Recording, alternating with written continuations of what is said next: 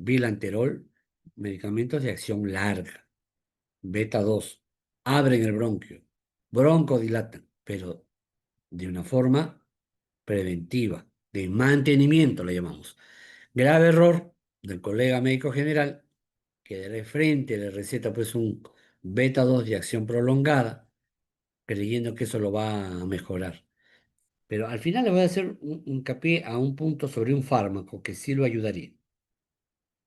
Pero lo más importante, pues, en una crisis, darle salmeterol o bilanterol o ladeterol, obviamente no tiene sentido, ¿no?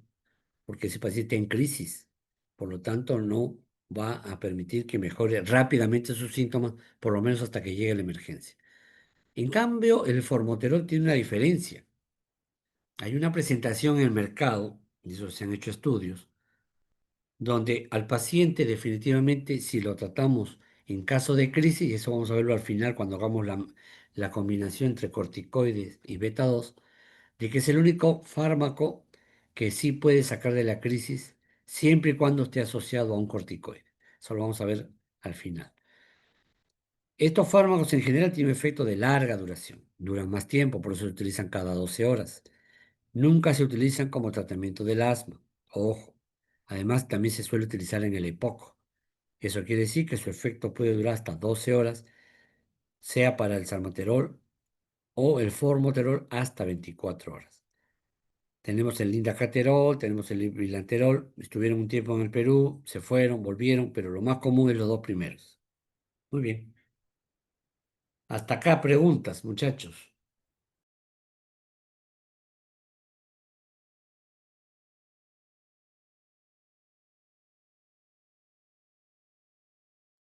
Hola, preguntas, ¿no hay preguntas?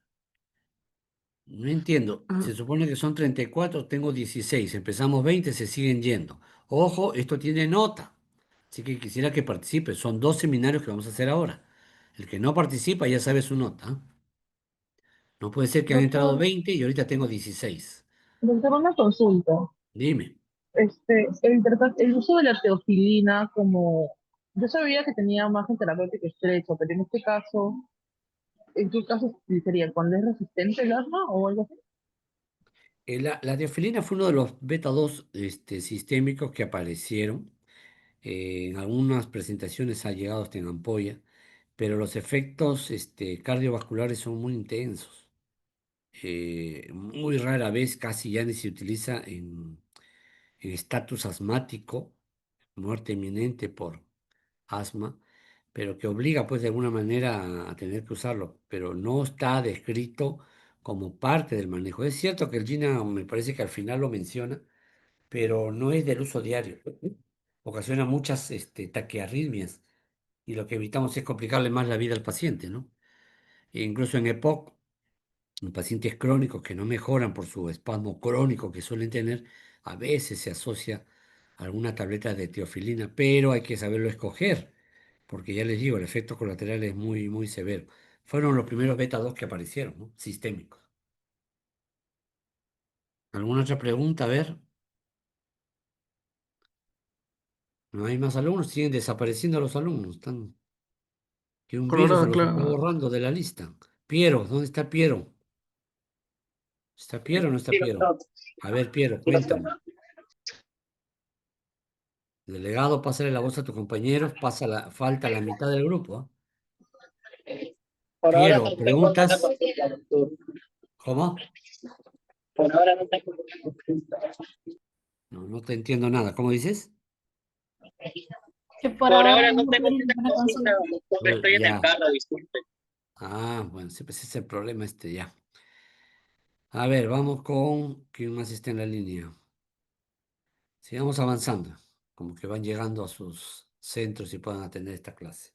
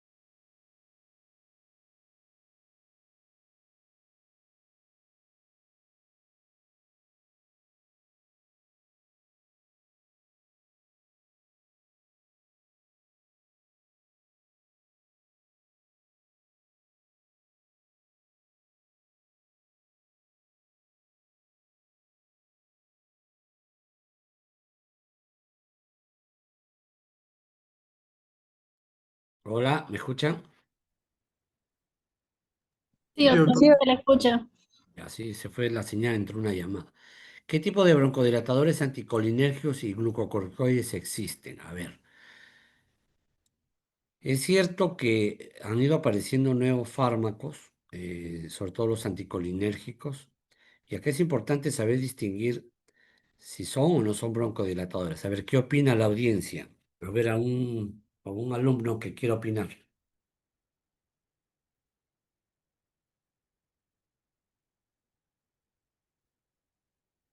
A ver, delegado, marque a un alumno que quiera.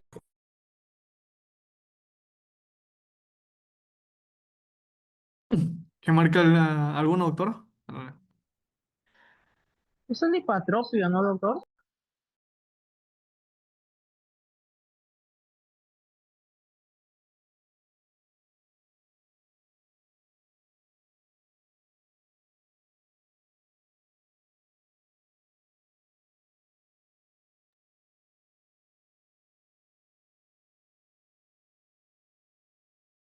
A ver, Miriam Guzmán, ¿está por ahí? Sí, doctor. A ver, ¿cuál es su opinión sobre el uso de los broncodilatadores anticolinérgicos? Bueno, esos normalmente se utilizan cuando ya, bueno, se utilizan sobre todo cuando son pacientes con enfermedades ya crónicas como el EPOC, ya que, o sea, que ya no hay una reversibilidad, es ya para uso ya de larga data. Bien, bien, sí, buena observación. A ver, está por ahí Caterín Fernández. Caterín, no está Caterín. Ya. Luis Alessandro. Luis, ¿está Luis? Tampoco está.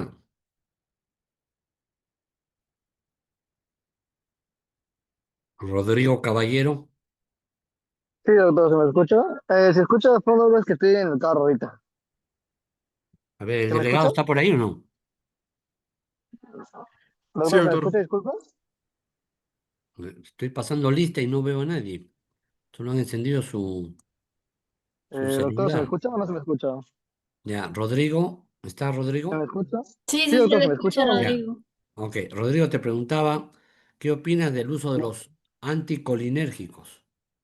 Bueno, principalmente tenía entendido que era para enfermedades obstructivas que son crónicas, ¿no? En este caso, por ejemplo, un paciente que tenga más crónico, en este caso sería recetable unos antimuscarínicos, anticolinérgicos, ¿no? Como broncodilatadores. Ok. Alania, ¿está por ahí Alania? Doctor, buenas tardes. Hola, ¿cómo estás? ¿Qué opinas del uso de los anticolinérgicos? Bueno, con respecto a los anticolinérgicos, tienen un mecanismo de acción de evitar la contracción bronquial y Ya, también reducen la secreción de moco. ok, Si bien es cierto, también se usan por ejemplo, en enfermedades crónicas, como por ejemplo en el EPOC, en el caso de los LAMA, también se pueden usar de acción corta, por ejemplo, asociado a otros broncodilatadores en crisis, ¿no? Como serían los AMA. ya. ¿Qué opina Belkis? Bueno, doctor, de acuerdo a lo que usted mencionaba y a las guías mencionan de que los anticolinérgicos son usados en estos casos de asma severos, ¿no? Donde los síntomas no han podido exacerbarse y lo que mencionaba el compañero Alania por el mecanismo de acción que tiene es que tienen como, o sea, son indicados para este tipo de asma, para asmas que son exacerbadas o EPOC severo en todo caso. Finalmente, a ver qué opina Talía. ¿Está por ahí? Talía Barrientos. No está. Doctor, ¿se me escucha? Sí, No se sí, a prendió mi ver. audio. Ya. Ya, a ver. Los anticolinérgicos, bueno, pues como su nombre lo dice, son fármacos que bloquean la acción de la acetilcolina, entonces van a relajar una broncodilatación.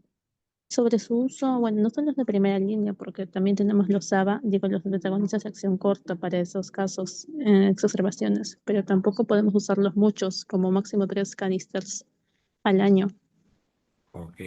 Entonces, digamos que casi todos llegamos a la conclusión de que sí, pues son broncodilatadores, pero tienen una diferencia. Básicamente están orientados a enfermedades crónicas, tipo EPOC, enfisema pulmonar, bronquitis crónica, pero en asma crónica, asma, yo diría severa, porque hay varios cuadros, ¿no? La que es intermitente, aquel que es leve, moderada, severa, y que es de difícil manejo, es decir, por más que le damos beta 2 son pacientes que no salen. Entonces tengo que hacer uso de los anticolinérgicos, ¿correcto? Y van muy bien. La diferencia estaba en que antiguamente los primeros que salieron son, vamos a ver si los tengo acá, los que están acá atrás, esto de acá. ¿Qué tipo de anticolinérgico conocemos? El bromuro de hipertropio. Fue uno de los primeros que aparecieron, ¿no? Luego han vuelto a aparecer en los últimos años, el tiotropium, por ejemplo, ¿no? Aclidinio. Estuvo un tiempo acá, me parece que un laboratorio lo trajo. El tema son los costos.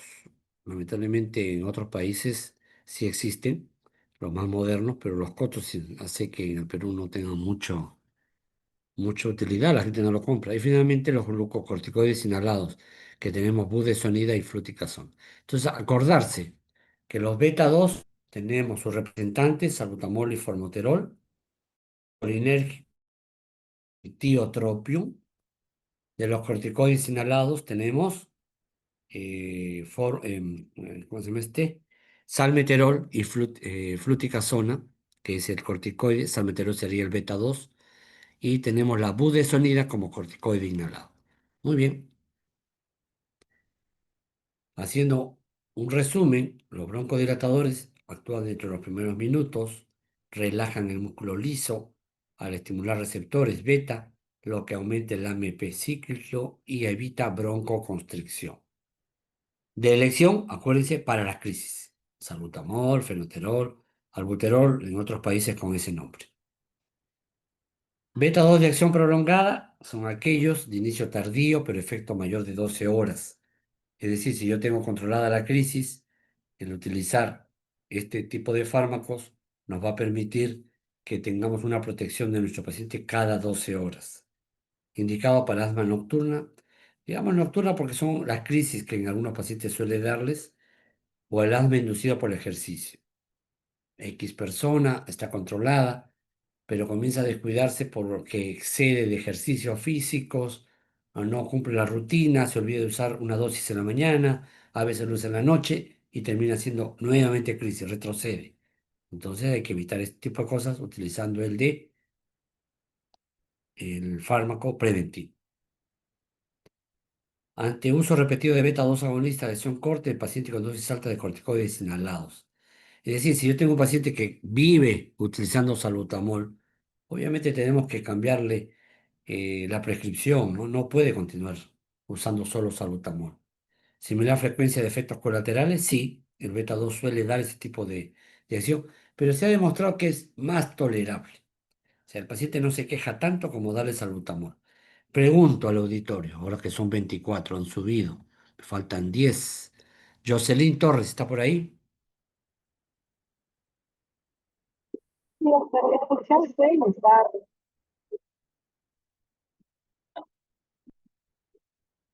¿Me escucha? Sí, te escucha.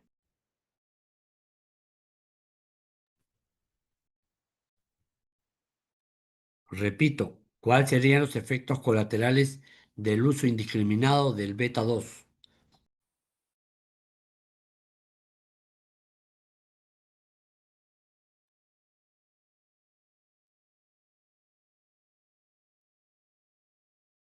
¿Se escuchó o no?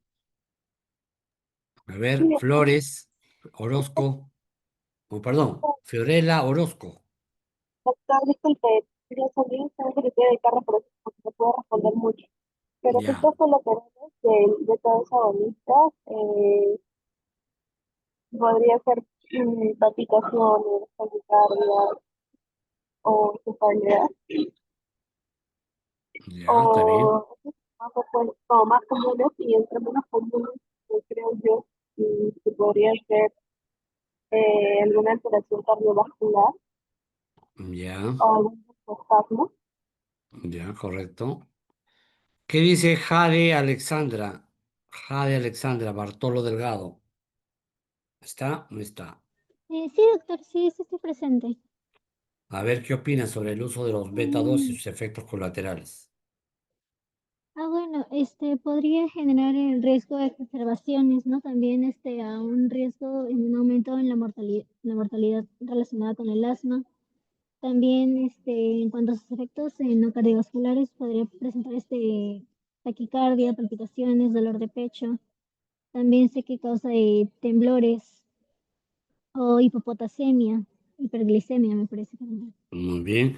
Sobre todo taquicardia, arritmias, ¿no? Lo pone rubicundo, rojo, colorado al paciente, lo pone inquieto, hay tremor, temblor fino de las manos. Ese es el problema del salbutamol cuando lo usamos indiscriminadamente, ¿no? Aunque lo recete el vendedor de la farmacia, porque ni siquiera es el químico. Muy bien, entonces sigamos.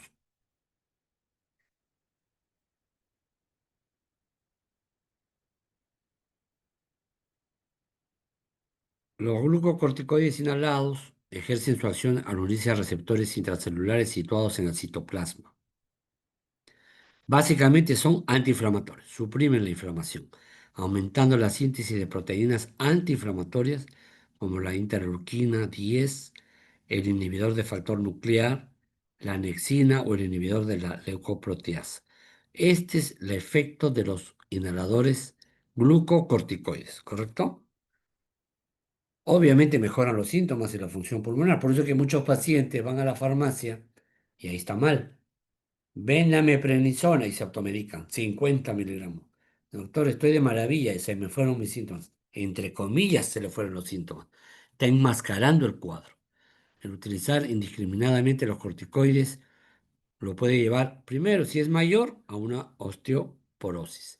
¿A dónde lo puede llevar? A una inmunosupresión, ¿no? Y lo más grave es a un falso Cushing, ¿no? Esas caritas en luna llena, porque son automedicados indiscriminadamente con corticoides sistémicos. O se andan aplicando dexametasona, también grave error. Es decir, no se trata de calmar el síntoma, sino se trata de hacer un paquete de lo que realmente necesita el paciente. Pero lamentablemente aquí no hay un control en farmacias y la vendedora o vendedor de la farmacia receta como caramelos. Tome Dexa, tome prednisona, recetan por lo que ellos creen en su ignorancia, ¿no? Muy bien, espero que ustedes ya con principios médicos sepan orientar correctamente a sus pacientes. El corticoide, entonces le decía, mejora los síntomas, la función pulmonar, no predisponen a infecciones virales ni la TBC. ¿Por qué? Porque son corticoides que no bajan las defensas porque son inhalados, vienen en microgramos. No todos portan el mismo riesgo respecto a la supresión, siendo la fluti el agente que causaría mayor supresión, pero se ha demostrado siempre y cuando lo utilice pues unos 30, 40 años, y eso es rarísimo, ¿no? Los corticoides inhalados han demostrado ser efectivos en el tratamiento del asma, cierto. En el uso crónico existe una preocupación. A ver, un EPOC, pregunto, ¿deberíamos o no deberíamos dar corticoides inhalados? ¿Qué opina? No, doctor. ¿Quién habla? Para identifíquese, para saber. Ay, disculpe, Luis Salinas. No, doctor. ¿Cuál sería el motivo? Lo que pasa es que los corticoides están o sea, los utilizan para el tema de la inflamación, pero en el caso del EPOC, la fibrosis pulmonar no responde a ese tipo de medicamentos. Aunque yo recuerdo que una vez en el caso de farmacología ponían que cuando el EPOC era grave, o sea, a partir de ciertos estadios sí podía utilizarse, pero le ponían como solamente en ciertas circunstancias, ¿no? Digamos que para el tratamiento cotidiano no se recomienda corticoides. Es cierto, hay controversia en cuanto al uso o no de los corticoides, pero hay un detalle, en la práctica clínica, en el día a día, en la casuística que uno tiene o va ganando en el tiempo, por lo menos los especialistas, Si a mí me llega, ojo el término, un EPOC exacerbado, ese es el término un EPOC exacerbado, quiere decir que es un paciente que estuvo controlado y que de repente ya no funciona su tratamiento. ¿Qué significa? Que es un paciente que entra en crisis, exacerba su cuadro y como está en las primeras horas, está el proceso inflamado, por decir algo, ¿no? Esa vía aérea tengo que controlarla a través de corticoides inhalados, inclusive a veces las primeras 24 o 48 horas con corticoides sistémicos. Pero no más, solamente es al inicio, porque después, como lo comentan ustedes, no tiene ninguna utilidad. Pero sí en las crisis, en el momento en que hay una mezcla de que hace un espasmo severo, sabiendo que es crónico de por sí, ese es el momento ideal para manejarlo con corticoides sistémicos. Pasan las primeras 24 horas y vuelve a su rutina habitual. Ojo con eso. Por eso que hay controversia, nadie se pone de acuerdo. Y tal vez lo más, digamos, no sé, que llamaría la atención en estos pacientes es que sí responden. Si yo ataco rápidamente con corticoides en las primeras 24 horas, sí responden. Entonces, tal vez alguien estará pues estudiando, revisando este tipo de casos, pero yo sí creo que tiene utilidad. A nosotros nos ha dado resultado, por lo menos en nuestro hospital. Y luego, estos incluyen los efectos propios del uso de los corticoides de manera crónica, ¿no? Y los que son secundarios.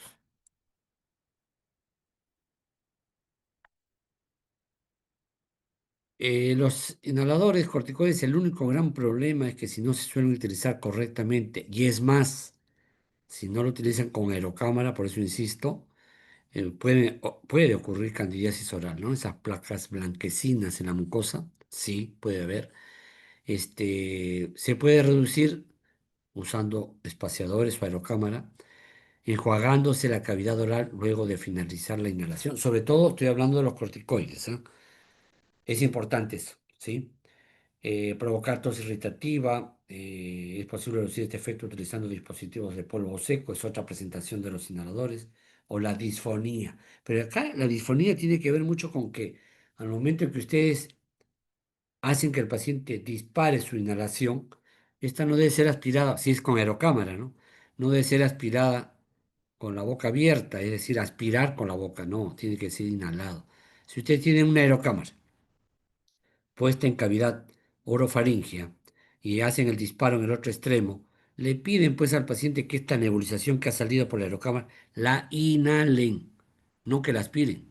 El gran problema es que la paciente o el paciente abre la boca y aspira, y obviamente el oído está disfónico o está con una odinofagia terrible.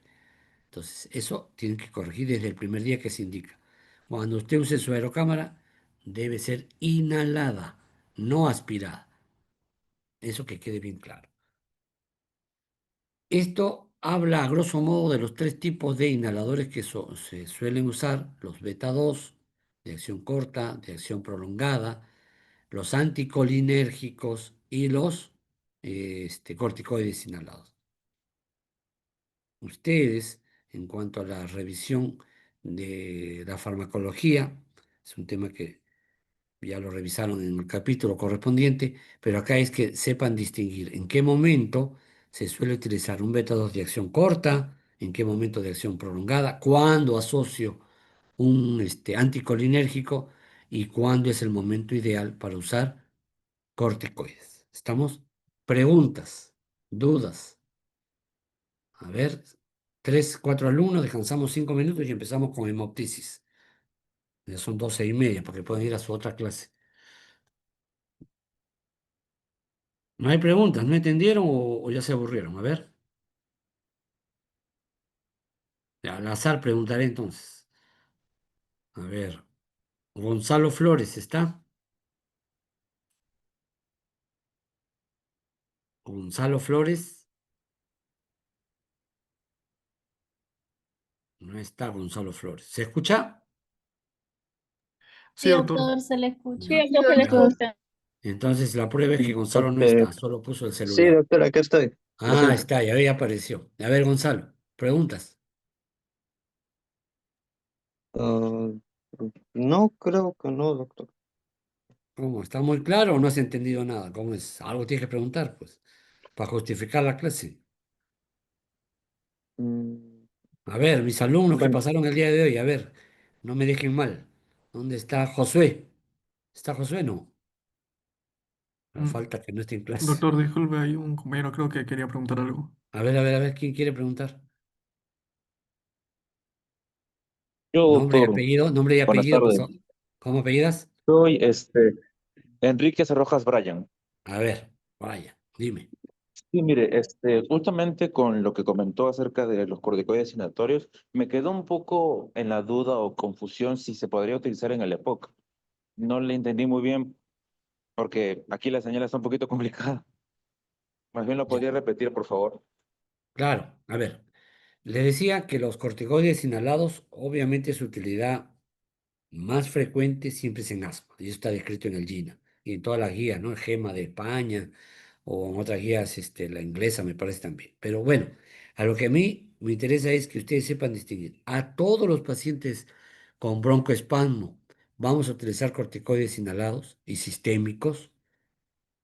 La respuesta no, salvo el EPOC exacerbado que en las primeras horas en que llega el paciente exacerbado, es decir, una crisis terrible, está cerrado ese bronquio, no ventila, está desaturando, sí, en mi experiencia personal y en el hospital se suele utilizar corticoides sistémicos y luego el corticoide inhalado. Pero una vez estabilizado el paciente ya vuelve a su rutina, es decir, a su beta 2 de acción prolongada, con su anticolinérgico. Esa suma de fármacos va a hacer que el paciente vuelva a su rutina, a estar siempre con el bronco abierto, ventilando y tratando de disminuir las secreciones densas que suele tener el EPOC. Entonces, el corticoide inhalado, en la experiencia personal, no está descrito. Nadie se atreve a decir que tiene una utilidad. No. Se ha demostrado que en la exacerbación entre las primeras 24 y 48 horas funciona, porque el paciente puede tener un componente mixto, la cronicidad que lleva más el cuadro agudo del momento. Una vez que yo reduzco el cuadro agudo, obviamente volvemos a su estándar habitual y mantenemos lo que solemos usar. ¿Quedó claro esta parte? Sí, doctor. Sí, doctor, Sí, muchas doctor. gracias. A ver, dos más y cambiamos. Ah, le preguntaba a mi alumno Josué, que hoy día pasó conmigo. ¿Está? No está Josué. Alan, ¿está por ahí el Sí, alumno Alan? doctor. Ya, ¿qué Doctor, pasó sí, tus compañeros? ¿Se fueron? lo que me está comunicando, doctor, es la señal. No, Algunos, no todos. ya, tengo 26 nomás en la Mm, lista. Ya, a ver, Talía mm. Barrientos. ¿Talía está o no está? Nada, no está Talía. José Axel, ¿está? José Axel, nada, tampoco está. Natalie, Sí, doctor. Doctor, sí, Natalie, a ver, totalmente. Pero no aprendía. pregunta. No, me llamó, pero prendí el micro y no me escuchaba, creo. Ya, ¿alguna pregunta sobre el tema? ¿Has terminado de ver el tema o no? ¿Has escuchado? No, sí se está escuchando. No tengo muchas preguntas, solamente estaba entendiendo más o menos era la relación, lo que estamos hablando de los corticoides con el caso. Ya. ¿Quedó aclarado el uso del corticoide?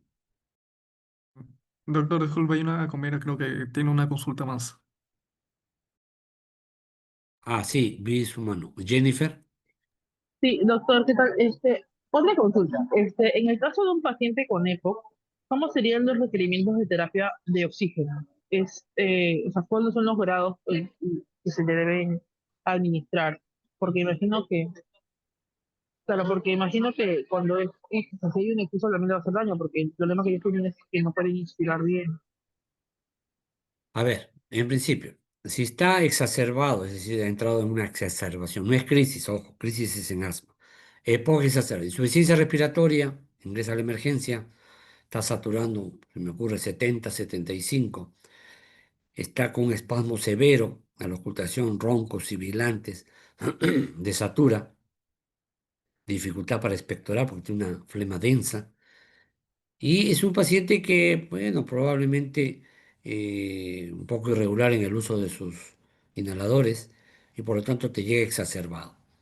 Entonces, si tú encuentras, ¿cuál es el parámetro? No sé si es conmigo o con otro profesor, el uso del oxígeno. ¿Cuál sería el parámetro para yo indicar el oxígeno? Cuando los gases arteriales señalan una presión parcial de oxígeno menos de 60.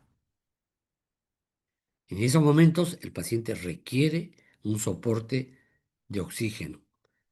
Obviamente con las variaciones que hay entre lo que es cánula binasal, un reservorio, un venturi y hoy en día la cánula de alto flujo o el ventilador mecánico. Pero vamos a lo más simple.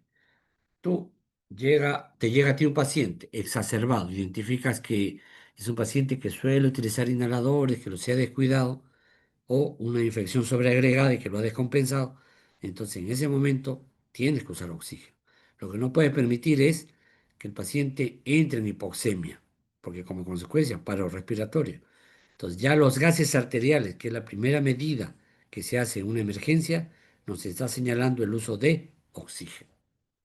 ¿Sí? ¿Responde a tu pregunta? Sí, doctor, gracias. Bien, 5 minutos son 12:34, 12:39. Arrancamos hemoptisis, ¿correcto?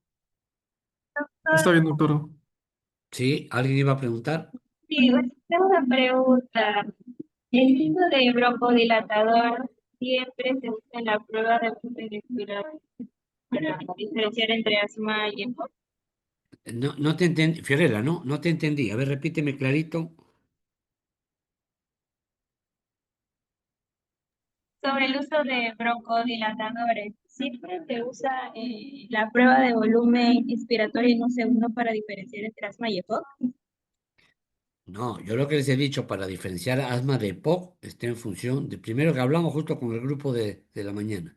Lo primero para diferenciar asma de EPOC es la solicitud de una espirometría. Y siempre que se pide una espirometría, se pide con test de reversibilidad. Si revierte por encima del 10 al 12%, es asma. Si no revierte, obviamente es sospecha clínica y funcional de EPOC. Obviamente va detrás de todo un historial, ¿no? Decíamos en la mañana, en el Perú la gente fuma poco, lo que la gente tiene y está expuesta es a biomasa. En nuestro país, mucha gente del interior cocina con leña. O los varones están en el campo, queman, cuando cambian la cosecha, me parece, queman, y todo ese humo pues se lo van inhalando años de años. Al final hacen EPOC. Entonces, este sería un EPOC por biomasa, o el otro grupo es EPOC por enfisema, por tabaco en este caso. Entonces, es esa la condición para pedir una espirometría y que te va a diferenciar cuándo es EPOC y cuándo es asma. ¿Sí? ¿Está claro?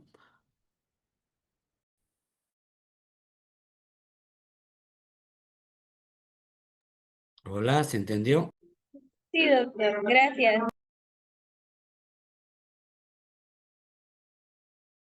Bien. Hay en la línea Ángela Natalia Pérez Ramos. Sí, doctor, tenía una duda justo con unas compañeras. En caso de que no se pueda realizar una espirometría, porque bueno, eso es serum o a veces no hay, ¿se podría dar el diagnóstico solamente con la ocultación y la clínica o alguna otra prueba más? Sí, hay unos cuestionarios, el San George, si no me equivoco, si te da la opción, pero ya se hace en un centro, un test de caminata para ver si desatura o exacerba o hace un cuadro de hiperreactividad. Serían alternativas, ¿no?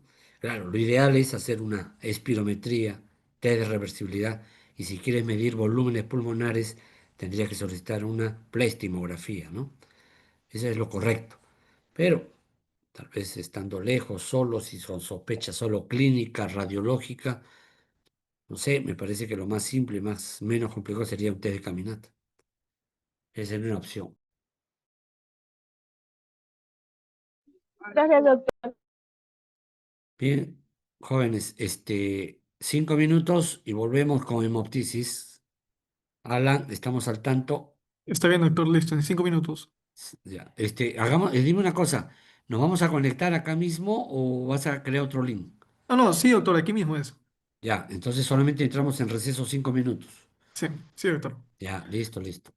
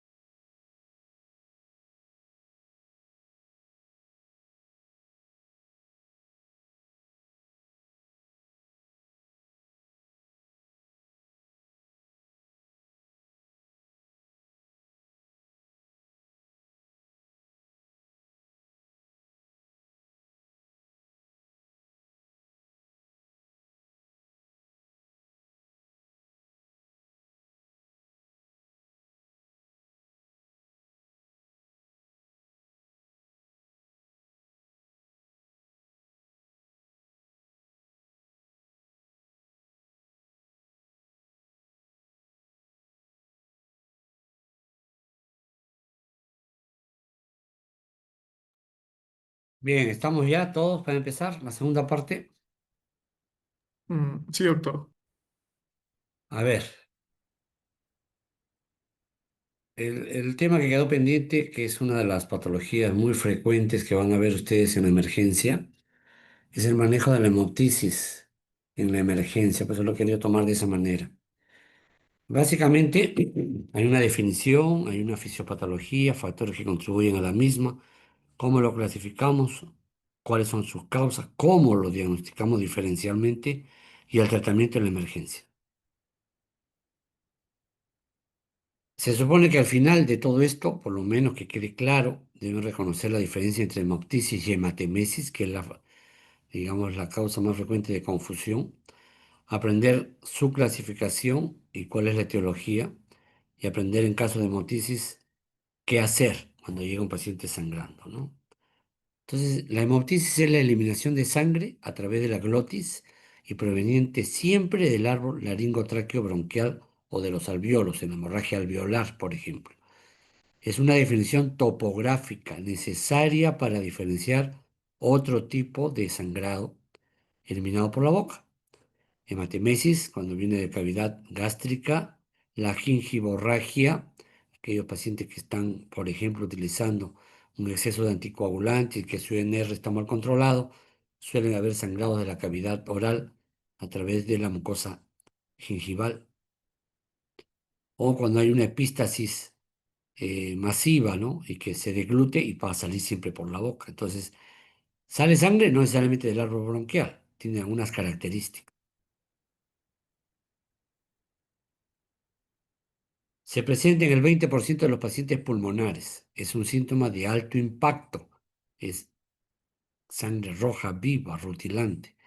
Es precedido de una sensación de gorgoteo o calor retroesternal. Esto es importante, acuérdense siempre, va acompañado, precedido de tos. Es clara, rutilante y espumosa por lo general. Si ustedes se acuerdan estos cuatro o tres datos, ustedes van a diagnosticar hemoptisis cuando viene del tracto respiratorio. Es Doctor, abundante el sangrado. doctor, disculpe Sí, que le interrumpa. hola. Doctor, ¿qué tal? Por si acaso la PPT está en broncodilatadores y corticoides. Ah, ya, ya. A ver, espérate. Entonces,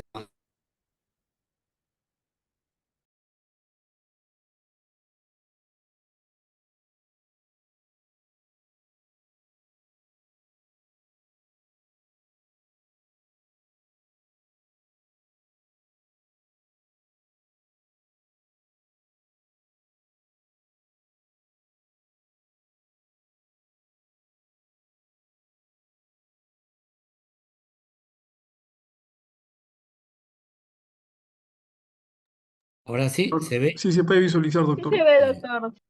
A ver, sí, pues si me hubieran dicho, me hacen avanzar, sí me avisan. A ver, qué graciosos. 5 puntos menos al delegado por no avisar. A ver, vamos a ver.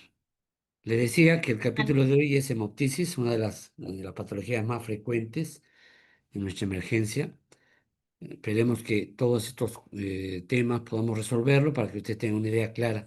Pero lo más importante es que reconozca la diferencia entre hemoptisis y hematemesis, aprender a clasificarlo y ver la etiología y finalmente cómo tratarlo. Hemoptisis es la eliminación de sangre a través de la glotis y proveniente del árbol laringo, tráqueo, bronquial y de los alvéolos, en el caso de la hemorragia alveolar. Es una definición topográfica necesaria para diferenciar otro tipo de sangrado. Sangra por la boca no necesariamente hemoptisis. Puede ser hematemesis, puede ser una gingivorragia, cuando tengo pacientes que utilizan anticoagulantes, por ejemplo, mal controlados por el INR y como consecuencia tienen sangrados de la mucosa, ¿no? Pueden sangrar de la faringe, pueden tener una epístasis, sangrado de vía nasal, y que va deglutiendo la sangre, ¿no? Y va a botarlo por la boca. Entonces, no necesariamente todo lo que bota por la boca es del árbol bronquial. La mayor parte, sí, pero hay que saberlo diferenciar, porque el manejo es diferente. Y aquí viene lo más importante. Se presenta en el 20% de los pacientes pulmonares, es un síntoma de alto impacto, es precedido de una sensación de gorgoteo o calor retroesternal, se acompaña generalmente de tos, ese es clave. ¿Es tipo vómito o es tos? Tos, doctor, antes de botar sangre. Ah, muy bien. Y siempre es roja, rutilante, espumosa, por lo general. Entonces, ¿se acuerdan de estos datos? Ustedes tienen el diagnóstico clínico. Desde el punto de vista de la fisiopatología, hay dos arterias que lo irrigan, las arterias pulmonares, las más grandes de baja presión, cuya misión es la oxigenación y eliminación del CO2. Las bronquiales, más pequeñas y a presión sistémica, cuya misión es la nutrición de los elementos estructurales del pulmón. Son estas arterias bronquiales las que vamos a embolizar en caso de una emergencia. ¿Qué factores contribuyen a la hemoptisis? Hay una disrupción, una ruptura, una disgregación del epitelio bronquial y de los capilares. El epitelio bronquial se supone que está intacto y por debajo de ellos vamos a pasar capilares. Si este se rompe, se interrumpe, se destruye, obviamente lleva consigo capilares y esto va a provocar sangrado, daño del parénquima pulmonar e hipertensión venosa pulmonar. ¿Se entendió hasta acá?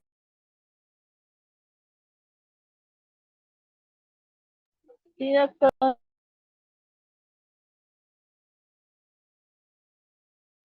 ver, no se duerman, 23 alumnos en la lista. El sábado tenía 34, faltan 11. La intensidad puede ser variable. Puede ser desde rasgos o estrías sanguíneas hasta producirse hemoptisis masiva. Esto lo va a definir, según la mayoría de los autores, de acuerdo al volumen.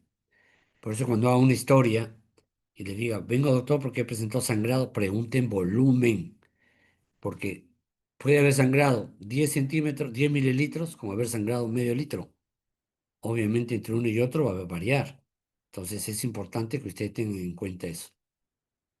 Esto último debe ser evaluado siempre con los acompañantes, porque siempre va a ir con familiares, y si este va acompañado, el sangrado, con secreción mucosa, con pus, con líquido seroso, etc., etc.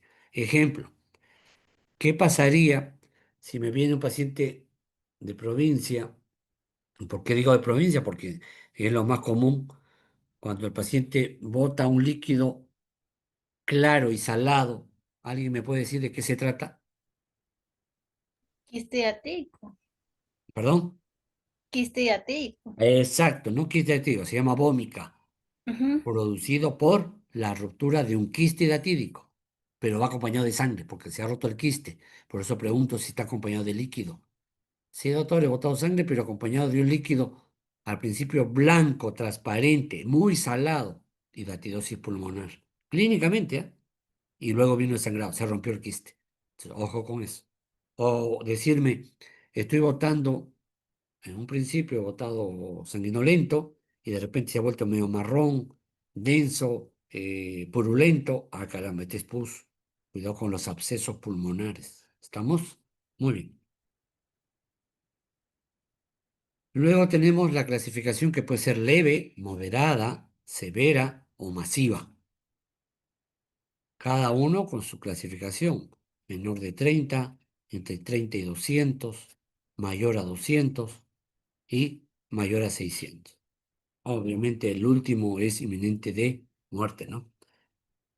En aquella que pone en riesgo la vida de un paciente es la amenazante. Lógico, si es un paciente que incoerciblemente está eliminando sangre y sangre se ahoga y se muere ahogado en su sangre. Ese es el problema. Aparte de que cursa con una anemia severa, ¿no? Este concepto no solo tiene en cuenta el volumen y la velocidad del sangrado, sino además el estado respiratorio basal del paciente y por ende su repercusión clínica. ¿Qué significa? Que en la medida que aumente el sangrado por la cavidad oral del tracto respiratorio, el paciente simplemente, si es del lado derecho y solo ventila por el izquierdo y yo no tomo la medida de precaución, obviamente ese paciente se va a encharcar de sangre en el lado contralateral y muere ahogado. Esa es la emergencia. Intubar poner de lado contralateral y evitar que encharque el pulmón sano y que pueda seguir ventilando. Acuérdense que la primera medida es mantener una vía aérea permeable. Si no lo hacemos, el paciente se nos va. La hemoptisis amenazante cumple alguno de los criterios siguientes: sangrado superior a 10 a 20 por hora o mayor a 600. Esto lo lleva a una insuficiencia respiratoria e inestabilidad hemodinámica, shock hipovolémico.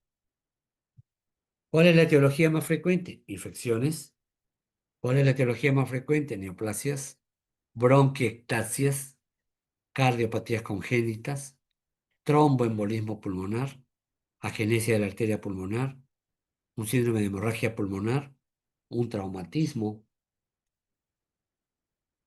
El traumatismo que tiene que ver básicamente con un tema de herida de impacto de bala, un arma blanca que va a dañar el parénquima y como consecuencia va a haber sangrado. Y a la iatrogenia, por una biopsia endoscópica, a veces nos ha pasado que hemos tenido una toma de muestra de una lesión tumoral y sangre incoerciblemente, es una hemoptisis amenazante. Hay que entubarlo, hay que proteger la vía aérea, pasarle soluciones y estabilizar al paciente. O cuando el paciente toma en forma muy irregular y sin control los anticoagulantes. Toma warfarina, no controla el INR y ahí tenemos problemas. Muy bien. ¿Cuál sería el diagnóstico diferencial? Básicamente les decía la hematemesis, porque se parece, pues todo botan o sale por la boca. Por lo tanto, la hematemesis, la epístasis, si tiene sangre digerida o sangrado actual en forma remanente por la orofaringe, va a terminar saliendo por la boca. La gingivorragia, hay que revisar la cavidad oral o las encías mismas, ¿no? Comienzan a sangrar. Rotura de varices superficiales de la base, esa es otra de las causas, pero este es poco, no es mucho. Doctor, tuve un episodio de sangrado, más o menos unos 30 cc. Ah, muy bien. ¿Precedido de tos? No, doctor. Correcto. ¿Hay dolor de garganta, en este caso de la orofaringe? Sí, doctor. Revisión de la vía aérea. Varice de base lengua, positivo. Ahí ha sangrado. Hay que cauterizar.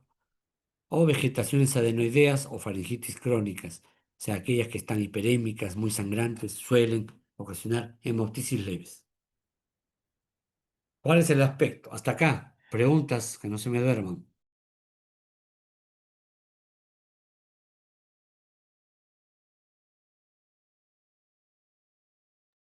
Preguntas, a ver. Todo claro, doctor. Nadie quiere preguntar. A ver qué dice Belki. Todo claro, doctor. Ay, Qué bien. dije, se quedó dormida Belki. No, no, todavía no me quedo Ah, dormida. Ya, todavía no. no, después de Habría la almuerzo. esperanza de dormirse. Después de almuerzo. Ah, muy bien, muy bien. Ya, a ver, sigamos ya, vamos a terminar por no aburrirlos. La hemoptisis versus la hematemesis, que es lo más común. Sangre roja, espumosa, sangre negruzca, se tipió mal, en borras de café. Siempre precedido de tos y disnea, agitación, náuseas y vómitos. Suele ser alcalino si tenemos una pachimetría, ácido en el otro, en hematemesis. Si estudiamos el contenido, este va a ser mezcla de macrófagos, restos alimenticios. Hay un antecedente de enfermedad respiratoria, es importante la anamnesis, o enfermedad digestiva previa, ¿no? Y anemia aguda ocasional, hematemesis es frecuente, o sea, son pacientes crónicos que suelen tener melenas a veces, crónicos y en un momento tienen hematemesis, por lo tanto, son anémicos de por sí. El hemoptisis es aguda.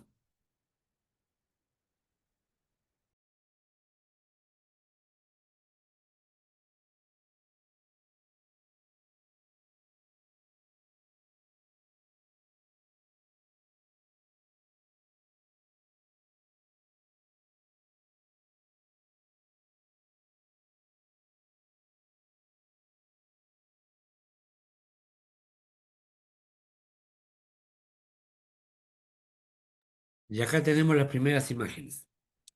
Vean usted lo que he señalado acá. Una lesión parenquimal paracardíaca derecha, que obviamente nos va a decir que acá hay algo que pudiera estar ocasionando el sangrado, ¿no? O sea, si yo tomo una placa después de un sangrado y veo esto, me puedo imaginar o sospechar de una lesión probablemente neoformativa. Tenemos esta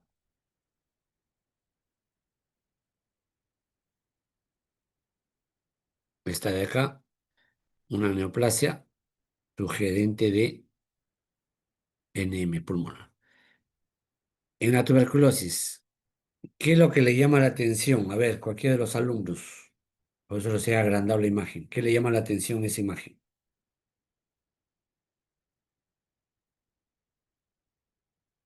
Nada. Entonces lo llamo yo. Hay radioopacidad que me parece que en, en los ápices, no, pero estoy bajo el sol, doctor, disculpe. Ay, ay, ay, póngase gorrita. A ver, otro alumno que no esté bajo el sol. Nadie. A ver, preguntaré yo. Alan Sí, Cano A Trinidad. nivel apical. doctor, ¿Cómo dijo? ¿Cómo dijo? mi compañera había hablado. A ver, ¿cuál es tu opinión? La mía, doctor, es que hay opacidades heterogéneas, ¿no? En los campos superiores. Ok, acá, ¿no es cierto? Sí. Ya. ¿Qué más te llama la atención? A ver, Daniela Merino. Doctor, ¿Qué te llama la atención ahí? En estas imágenes. ¿Qué hay acá y qué hay acá? a mi parecer, en el lado derecho se ve un poco más comprometido, se ve un poco más opaco. Ralo, ese término no existe en Radio radiología. opaco. Eso, muy bien. Ahora sí, con propiedad, como estudiante de la Ricardo Palma. Eso dice la científica. ¿Qué más? ¿Qué te llama la atención? ¿Habrá cavidad o no habrá cavidad? Jorge Daniel, Sí, doctor. ¿qué opinas? ¿Hay sospecha de Ah, cavidad o no hay sospecha de cavidad? sí, doctor, yo sí vería cavidad. No solamente la ¿Dónde? cavitación, también me parece ¿Dónde? ver un poco de broncograma. Ya. Esta es una neumonía tuberculosa, pues. Y hay una tendencia, es bilateral, hay broncograma aéreo y hay una tendencia a cavitar, ¿no? Bueno, vamos a ver la siguiente. En esta otra imagen, vamos a quitar esto, las bronquiectasias. A ver, cualquiera de los alumnos, ¿qué me pueden decir sobre bronquiectasias? ¿Ya han hecho ese capítulo o no? ¿No han hecho el capítulo? Doctor, en la radiografía se podría ver una desviación de la tráquea, se ve, me parece. Está desviado. Mm, muy discreta, pero ¿qué es lo que más te llama la atención? Ah, bueno, yo me acuerdo que en las broquitaces era había que la arteria y el bronquio es del mismo tamaño, cuando no debería ser así. Ya, ¿qué más? El signo del anillo de sello en la TC. Muy bien, ¿qué más? Hasta ahí estamos yendo bien. Opinen, opinen, chicos. A ver, vamos a llamarlo porque no quieren hablar ustedes. Empecemos de abajo. Rodrigo, caballero, ¿está? Rodrigo, caballero. No, ¿está o no está? Nada, Se te Rodrigo escucha está bajito, almorzando. Rodrigo. ¿Ah? Doctor, mi compañera está hablando, pero bien bajito. Que hable fuerte, pues yo ¿Se ni lo escucha? escucho. ¿Se escucha, doctor? Hola, buenas noches. ¿Buenos días? Rodrigo, ¿está ahí? ¿Se escucha, doctor? Y ahora sí, a Habla ver. fuerte, por favor. Eh, Soy bueno, sorda. Está hipoacústica, Belkis. disculpe, ya. En Sí, la Otoño. radiografía, al menos yo puedo apreciar que hay unas radiopacidades en las bases, al menos, Ya, ¿qué en ambos más? lados, el lado derecho e izquierdo. Pero miren Bueno, ustedes este ápice. Hay disminución del volumen, pues. Esta es una secuela TB. Miren ustedes, este pulmón con este pulmón. Hay un daño estructural, ¿no es cierto? Hay una estructura que está destrozada, está destruida por la secuela de la tuberculosis. Estos se llaman tractos fibróticos retráctiles, con lesiones parenquimales, basales. Cuando hago la tomo, me encuentro con estos a nivel sello, como mencionaron, estos como carriles de tren o rieles de tren, que es típico de las bronquiectasias. Hay saculares, cilíndricas y, ¿qué más hay? Cilíndricas, saculares y quísticas, ¿correcto? Bueno, sigamos. Otra imagen que nos va a ayudar a identificar una hemoptisis. ¿Qué será esto? A ver, quien acierte tiene 2 puntos más en su calificación. Pero no solo es leer, es identificar por qué. Ahí está la clave de la pregunta. ¿Nadie? Llamaré al azar entonces. A ver, alguno de mis alumnos de la mañana o de la semana anterior. ¿Ningún representante? ¿Quién es Marco? Lo pone Marco, no tiene apellido. Marco, ¿quién es Marco? Sí, doctor, ¿me escucha? Ahora sí. A ver, ¿qué opinas sobre esta imagen? Bueno, me parece que se evidencia una cavitación en el, en el campo pulmonar. Es el izquierdo, si no estoy mal. No dudes, estás bien, estás en el izquierdo. Siempre acuérdate, mirando al paciente la imagen. Si estás mirando estas imágenes, obviamente lo miras al paciente de su lado derecho y lo miras al paciente de su lado izquierdo. El pulmón derecho, ¿cuántos segmentos tiene? Pregunta de anatomía del primer año. Por 3. 3, lóbulo superior, medio inferior. ¿Y el izquierdo cuántos tiene? 3, doctor. 2, lóbulo superior y lóbulo inferior. Si esta lesión está arriba, obviamente está en el lóbulo Superior. superior, ¿correcto? Y por lo tanto se encuentra a qué nivel de los ápices. Entonces, ¿qué es lo que llama la atención? Por eso se llama micetoma. Todo paciente que tienda a tener una cavidad ocupada o digamos en este caso ocupada por un contenido sólido, esto siempre va a ser micetoma. Es decir, si me viene a la consulta o a la emergencia un paciente que sangra, le pregunto, ¿qué antecedentes tiene? Bueno, hace muchos años tuvo un proceso específico, pulmonar, curado, pero de cuando en cuando a veces me agripo, ellos dicen así, y boto rasguitos de sangre. Pero esta mañana vino un vaso. Ah, caramba. Y como no tenía controles, pidan la placa, no se distingue aquí una radiopacidad, pidan ustedes una tomografía y acá está la evidencia. Un micetoma sangrante.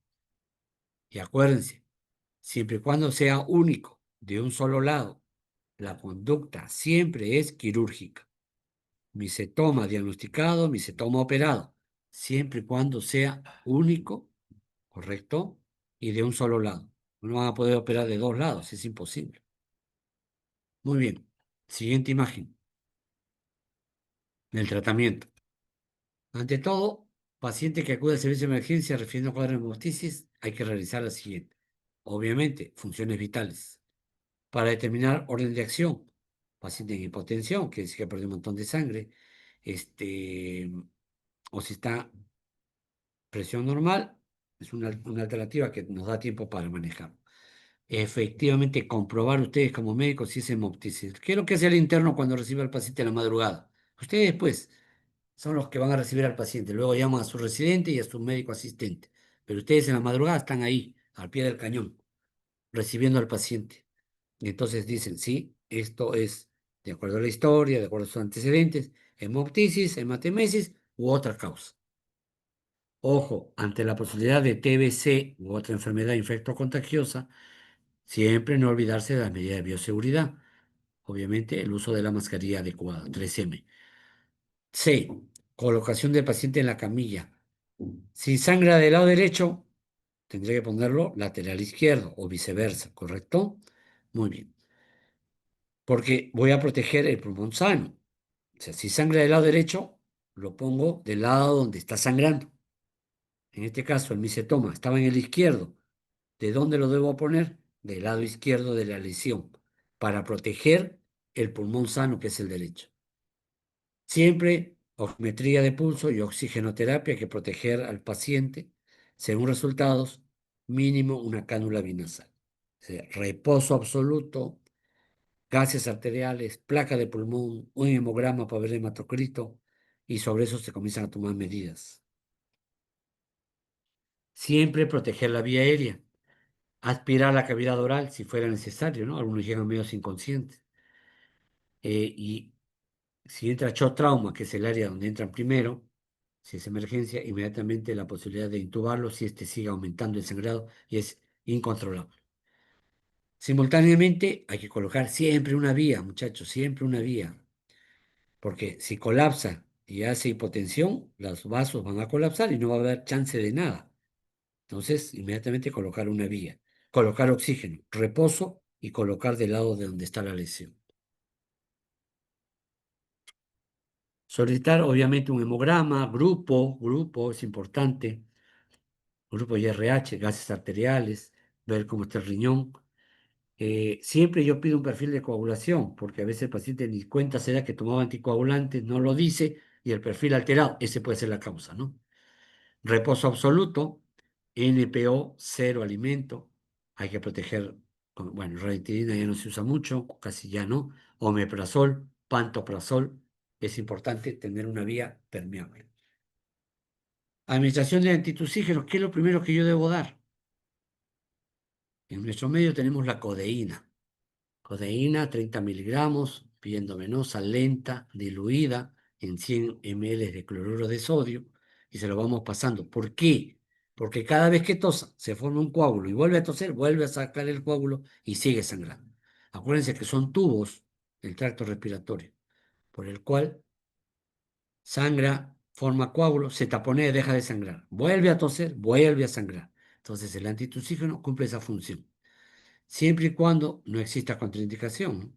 Como ocurre en pacientes con enfermedades obstructivas crónicas que pueden hacer una exacerbación. El mismo criterio es aplicable a la prescripción de ansiolíticos. Cuidado con que me le den un ansiolítico, le dan diazepam para tranquilizarlo y al pobre me lo planchan, y lo único que van a ocasionar es que se ahogue en su sangre. No tiene reflejo de la tos. Codeína, les decía, en caso de hemoptisis, pero no exagerar. Cuidado con inhibir el reflejo completamente de la tos. Se puede poner una ampolla 60, 30, cada 8, cada 12 y continuar luego con jarabe si está controlable el sangrado. El uso de hemostáticos. No está demostrado, pero en nuestra experiencia nos ha dicho que el ácido tranexámico funciona. Incluso cuando tenemos sangrados por vía endoscópica, cuando estamos haciendo broncoscopía, si nos sangra, hemos instilado 1 o 2 ampollas y sí se controla. Entonces sí funciona. En este caso, 250 a 1 gramo cada 8 horas, según la intensidad de la hemoptisis. Y luego pasarlo a vía oral, 1 cada 8 horas. Es importante el uso de la broncoscopía para identificar el lugar de sangrado, sobre todo cuando no hay imágenes, cuando no hay nada claro, y de alguna manera para taponear con los balones de Fogarty, ¿no? O los balones de taponeo de sangrado masivo. Estos se deben realizar a todo paciente, salvo que el paciente ya sepamos o tenga estudios previos y sabemos de dónde sangra, ¿no? Finalmente, si es incoercible y sigue sangrado, lo estabilizamos y a sala, a operar lo que está sangrando. Si es micetoma, a sacar el micetoma. Si es un absceso complicado, sangrante masivamente, a sacar el quiste complicado. O lo que sea necesario, ¿no? Bronquiectasias sangrantes, incoercibles, hay que sacarlo. Sobre el tratamiento de la acción en caso de ruptura de un aneurisma, que se le prepara al paciente en las primeras 24 horas. quiste hidatídico, rotura pulmonar iatrogénica, se le prepara al paciente, se le estabiliza y se le procede, salvo que sea sangrado masivo, en el adenoma bronquial, en lesiones micóticas, a otras terapias. Lo aprendido de todo esto es cómo defines la hemoptisis, de dónde sale, cómo se clasifica, cuál es la etiología más frecuente. En el Perú, ¿cuál creen que es la etiología más frecuente? Cualquiera de ustedes. Ya para concluir. TBC. La TBC. TBC. Bronquiectasia sangrante secuelares. Neoplasia pulmonar. ¿Correcto? Muy bien. Integremos lo aprendido. Explique cómo se produce la hemoptisis. Siempre les pregunto esto en el examen. ¿Cómo diferencio hemoptisis de hematemesis? Siempre les pregunto en el examen. Y la referencia bibliográfica en general de lo que hemos revisado. Acostúmbrese siempre a revisar una bibliografía que siempre va a tener cosas nuevas para el manejo de la hemoptisis. ¿Preguntas hasta acá? Ya para terminar. No, claro, doctor. ¿Seguro? O ya están con hambre, creo. Váyanse a almorzar entonces. Doctor, Sí, Mañana, doctor, quiero almorzar. ya vayan, doctor, están con doctor, hipoglicemia. doctor, Este, en el caso de que el micetoma sea en ambos, digamos, Ya estamos bilateral, ¿cuál almorzando, es el gracias. tratamiento? Hay silencio, Belkis. Doctor, si el micetoma se presenta en ambos lados, o sea, si ambos pulmones están infectados, ¿cuál sería el tratamiento o no hay?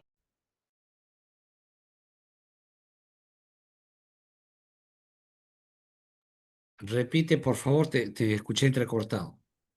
En el caso de que ambos campos pulmonares estén infectados con micetoma, ¿cuál sería el tratamiento? Porque usted dijo que si es unilateral, se opera. Y Ya, si es buena bilateral, pregunta, muy buena pregunta. ¿Qué hacemos? Correcto, ya, está y es lo bien. que tenemos, ¿ah? Hay personas crónicas que les ha dado hasta 3 veces la TB, peor si son MDR, y deja secuelas terribles. Es más, tiene un micetoma. Quirúrgico no es, definitivamente. ¿Y por qué? Porque a veces cuando yo entro a operar, bueno, yo no, el cirujano entra a operar, resulta de que el cirujano en situ se da cuenta de que no solamente es el ápice, sino que en este caso puede ser la língula, todo el lóbulo superior, y parte del inferior. Entonces, ¿qué voy a hacer? Neumonectomía. Un momentito. ¿Y cómo va a quedar el pulmón enfermo del otro lado? Por lo tanto, este es un riesgo. Tendría que ser una cosa, pero ya muy, muy grave para tener que operarlo bajo el riesgo de que se complique, pero lo más importante es manejo médico. Transamin, codeína, pero un método importante paliativo es la embolización. ¿Se acuerdan que les hablé de las arterias bronquiales? Pues bien, la unidad de revascularización o de radiología intervencionista son los radiólogos que bajo arco en C ellos pueden ubicar el lugar de sangrado y poner unos tapones, ¿no es cierto?, por el cual van a cohibir el sangrado. Es lo que se hace generalmente. Embolización y manejo médico. Si es micetoma por aspergillus, intentar darle fármacos para el aspergillus. Voriconazol es una buena alternativa. Pero todo es paliativo. Paliativo. ¿Alguna otra pregunta?